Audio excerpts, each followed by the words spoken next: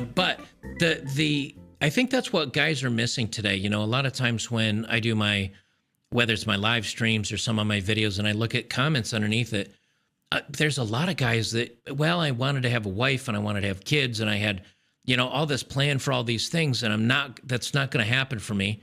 Now what? And I'm a firm believer that you've got to build, and you've got to create, and you've got to design, and you've got to have hobbies, and you have to find something that you have to work for. And I think you need to do things that are hard.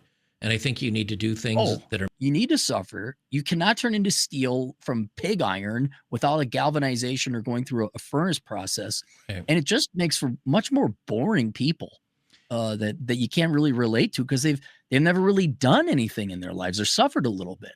Well, I found that the happiest times I had in my life was probably when I finished my basic training and my military. After that, I did law enforcement in the Air Force. And after I went through that training, you know, I was a decent athlete in high school, but in the military runs, you know, some of the ones we did in air-based ground defense, we were going on 7-10-mile runs. That's farther than I'd ever run in my life.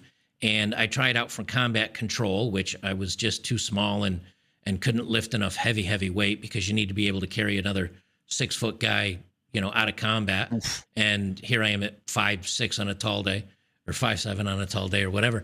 And I just couldn't cut it. But I was able to do the water tests. I was able to do the swims. And when you come out of that on the other side, you're like, I feel, not only do you feel good, but you feel accomplished. And that feeling, the one time I think I noticed it the most was I trained for close to a year to be able to run ultra marathon.